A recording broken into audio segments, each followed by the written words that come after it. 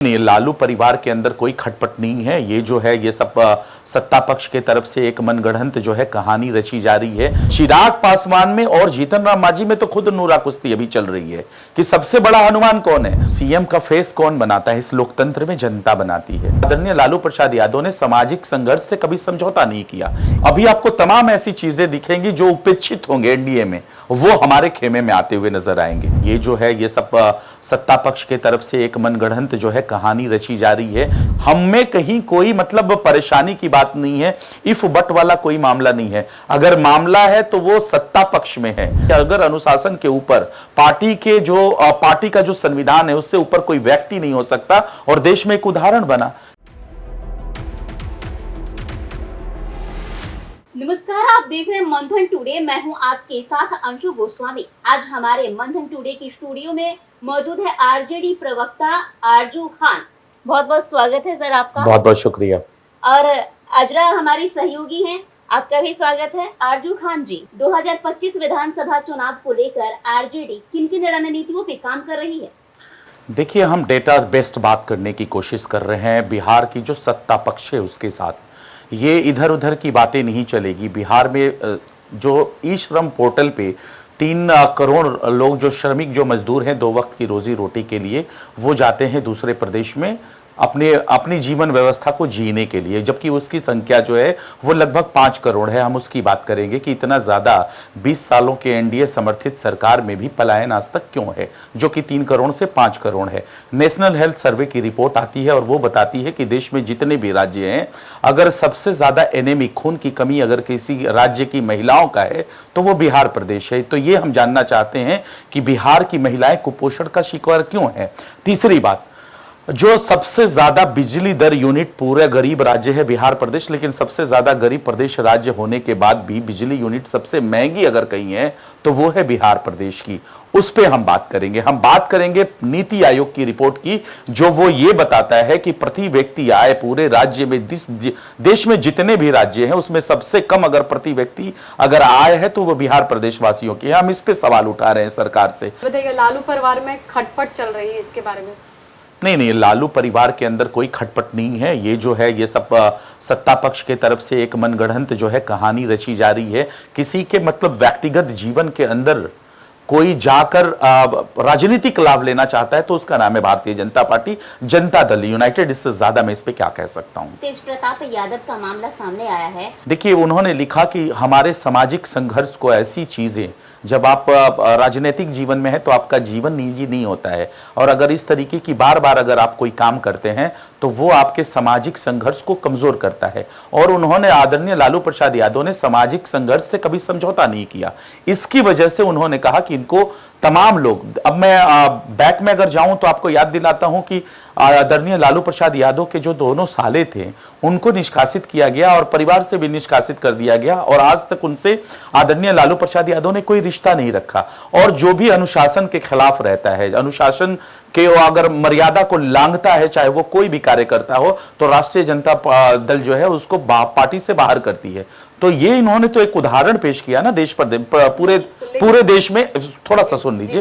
पूरे देश में उन्होंने एक उदाहरण पेश किया कि अगर अनुशासन के ऊपर पार्टी का जो संविधान है उससे ऊपर कोई व्यक्ति नहीं हो सकता, और देश में एक उदाहरण बना कि एक प्राइवेट लिमिटेड कंपनी कहने वाली जो सत्ता पक्ष थी इतना बड़ा काम कर दी। अब उनको कुछ समझ में नहीं आता है तो विपक्ष के ऊपर तमाम तरह के एलिगेशन चार्जेस लगाते हैं। वही बात तो बोलना समझ में आता है, पर परिवार से निकालना, क्या ये राजनीति के अलग रणनीति नहीं है? नहीं, कोई ये राजनीतिक स्टंट नहीं है। जाहिर सी बात है कि उनका जीवन, आदरणीय लालू प्रसाद यादव का जीवन एक सामाजिक जीवन है, और कोई भी चीजें उनकी सार्वजनिक है, सबके साथ में है, उनके संघर्षों को कमजोर करता है। इसलिए वो सिर्फ पार्टी से ही नहीं, परिवार से भी लगभग निष्कासन के करीब। लेकिन कहीं भी ऐसा कुछ नहीं है, पेपर वाइज तरीके से उन्हें नहीं निकाला गया है। बस कह देने से हर कोई कह रहे हैं विपक्ष का। देखिए, इस सवाल का जवाब मैं देता हूं। ये पेपर पे मांगने वाले लोग हमसे ये हमको बताएंगे कि आज 2.5 सालों से ज्यादा हो गए, दर बदर कानून क्यों नहीं लागू होता है। जो नंद किशोर हैं जो कि विधानसभा के स्पीकर हैं, हमारा डेलीगेशन जाता है, हम उनको पत्र लिखते हैं, पत्र लिख के देते हैं और पूछते हैं कि ये बताइए नीलिमा देवी के ऊपर क्यों नहीं आप पेपर वाली कार्रवाई करते हैं, चेतन आनंद के ऊपर आप क्यों नहीं पेपर की कार्रवाई करते हैं। तो जहां जो देश में सबसे बड़ी जो सदन है जिसको विधानसभा कहते हैं और एक संसद है, उस सदनों में तो इनके मुंह में फेविकोल का डब्बा लेके बैठते हैं और कार्रवाई और कागज हमसे मांगते हैं। तेज प्रताप के लोगों का कहना है कि संजय यादव कर रहे हैं ये सब। लोगों का क्या कहना है? क्या वो आधिकारिक हैं? वो कोई भी बयान के लिए आधिकारिक है?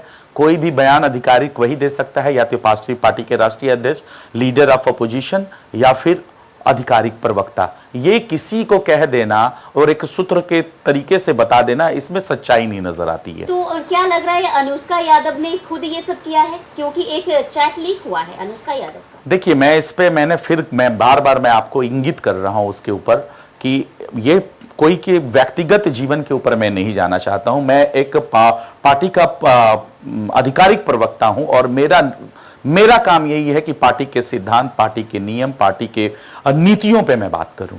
अगर उस पर जितना बेहतर बात करिएगा मैं उस पर जवाब दूंगा, क्योंकि ये हमारी संस्कृति नहीं है कि किसी के पारिवारिक जीवन में जाके हम उसके ऊपर जो है हास्यास्पद कोई भी चीजें करें। आरजेडी और लालू प्रसाद यादव की तरफ से ये अब मान लिया गया है कि तेज प्रताप यादव अनुशासनहीन हो गए हैं। देखिए, वो तो जो लेटर जो बता रहा है यही बता रहा है।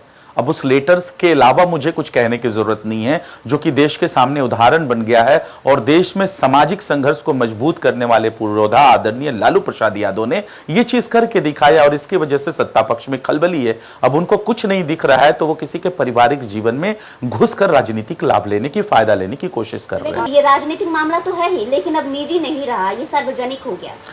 ठीक है, अपना अपना मीडिया हब का अपना अपना तरीका है बोलने का, अभिव्यक्ति की आजादी है, आप कुछ भी कह सकती हैं, लेकिन सबसे बेहतर डिस्कशन और हेल्दी डिस्कशन मुझे समझ में आता है कि बिहार के 14 करोड़ बिहारियों पे अगर हम करें, किसी के व्यक्तिगत जीवन से बाहर निकल के करें तो वो ज्यादा अच्छा रहेगा। तेज प्रताप को टिकट नहीं मिलेगा इस बार, ये आने वाला वक्त बता देगा। इसलिए नहीं, मैं आधिकारिक प्रवक्ता हूं, मैं भविष्य वक्ता नहीं हूं कि 4 महीने बाद, 6 महीने बाद क्या होने वाले हैं।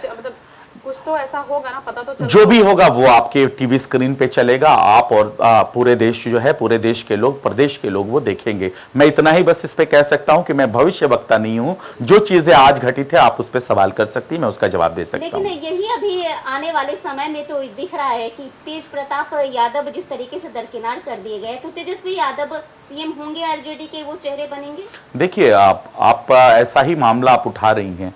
सीएम का फेस कौन बनाता है? इस लोकतंत्र में जनता बनाती है, जनता अपना प्रतिनिधि चुनती है। और एक अगर इलेक्शन को छोड़ दिया जाए तो बिहार की आवाम ने लगातार ये बताया है कि सीएम फेस उनका तेजस्वी प्रसाद यादव ही हैं। पिछले बार का अगर इलेक्शन देख लिया जाए तो हमारे में और एनडीए में सिर्फ 12,000 के वोटों के डिफरेंस थे। उस 12,000 वोट के डिफरेंस को भी जनता पूरी करेगी और जनता ने, बिहार की जनता मन बना चुकी है और अपना सीएम फेस मान चुकी है आदरणीय तेजस्वी प्रसाद यादव को। आपने प्रहरी की बात की थी। कांग्रेस कह रही है कि चुनाव के बाद तय होगा कि सीएम का चेहरा कौन होगा। देखिए, ये कांग्रेस कह रही है, लेकिन उसके साथ में आप कोऑर्डिनेशन कमेटी हमारा बनता है। कोऑर्डिनेशन कमेटी के जो है वो चीफ भी होते हैं leader of opposition Tejashwi Prasad Yadav ji.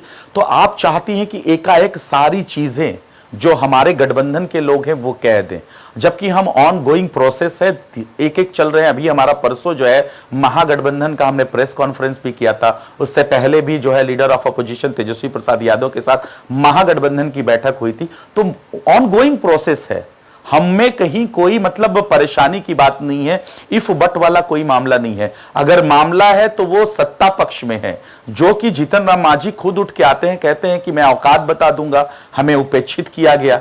ये तमाम चीजें होती हैं और वो टीवी स्क्रीन पे चलता है। लेकिन पता नहीं क्या परेशानी है, कुछ मीडिया जगत के लोग हैं वो विपक्ष से ही सवाल करना चाहते हैं हर चीजों पे। आपने कहा महागठबंधन में सब ठीक है, लेकिन आपके महागठबंधन की ओर से ही तो कांग्रेस की बात करें तो वो सीटों को लेकर घमासान करते हुए नहीं, कहीं कोई हमारे अंदर कोई सीटों का घमासान नहीं है। अगर सीटों का घमासान है, जो भारतीय जनता पार्टी कहती है कि हमारा फॉर्मूला सेट होता है, तो ये कैसा फार्मूला है कि 2-2 बार आदरणीय जीतन राम मांझी जी कहते हैं कि मैं औकात बता दूंगा, हमें उपेक्षित किया गया। और अब जो है उपेंद्र कुशवाहा का भी क्या होने वाला है कोई ठिकाना नहीं है। उन्हीं के गठबंधन के सहयोगी थे ना आदरणीय पशुपति पारस जी, अब तो आदरणीय पशुपति पारस को किस तरीके से इस्तेमाल करके डस्टबिन में फेंकने का काम किया है, तो अभी कितने लोग ऐसे होंगे। और स्वघोषित हनुमान तो है ही है चिराग पासवान जी, और चिराग पासवान में और जीतन राम मांझी में तो खुद नूरा कुश्ती अभी चल रही है कि सबसे बड़ा हनुमान कौन है। तो उसके अगर पीछे आप जाइएगा, उसके अगर स्क्रिप्ट को अच्छे से पढ़ने की कोशिश करिएगा, तो आपको यही समझ में आएगा कि जो एनडीए समर्थित जो सरकार है, आने वाले इलेक्शन में उसका खुद फार्मूला सेट नहीं है। अभी आपने 2 दिन पहले तस्वीरें देखी कि नीतीश कुमार जी दिल्ली में गए हैं और दिल्ली में मीटिंग से अकेले बाहर निकल गए। तो ये तस्वीरें क्या बयान कर रही हैं? हम तो ऑन गोइंग प्रोसेस में हैं, हमारी लगातार बैठकें चल रही है, प्रेस कॉन्फ्रेंस चल रहा है, और आप लोगों को ये सारी चीजें पता है। तो पशुपति पारस जी की आपने बात की, तो क्या लग रहा है इस बार आरजेडी में अगर वो आए हैं तो उनकी नैया पार होगी? देखिए, नैया पार फिर मैं कहूंगा कि इस डेमोक्रेसी में जनता मालिक होती है। वो किसका नैया पार लगाएगी और किसके नैये को मझधार में छोड़ देगी, वो 14 करोड़ बिहार वासियों के ऊपर मैं छोड़ देता हूं। हाँ, मैं इतना जरूर कह सकता हूं कि आने वाले वक्त में अभी आपको तमाम ऐसी चीजें दिखेंगी जो उपेक्षित होंगे एनडीए में, वो हमारे खेमे में आते हुए नजर आएंगे। हमारा जो महागठबंधन का जो स्वरूप है वो तो आपको बढ़ता हुआ नजर आएगा। एक आखिरी क्वेश्चन आपसे रहेगा, तो मालवीय को ज्यादा सीट मिल सकता है क्या? ये देखिए, ये कोई प्रवक्ता या फिर मैं टीवी स्क्रीन पे बैठ के नहीं तय करता हूं, ये हमारा जो मेन नेतृत्व है वो तय करता है। और जैसे हम ऑन गोइंग प्रोसेस की तरफ बढ़ रहे हैं, धीरे धीरे वो चीजें भी पता चल जाएगी कि हमारे गठबंधन के लोग कौन कौन कितने कितने सीटों पे लड़ रहा है। आरजू खान जी, बहुत बहुत शुक्रिया आपका, और आजरा आपका भी। देश और दुनिया की खबरों को देखने के लिए देखते रहिए मंथन टुडे। चैनल को लाइक, सब्सक्राइब, शेयर, फॉलो जरूर करें। शुक्रिया।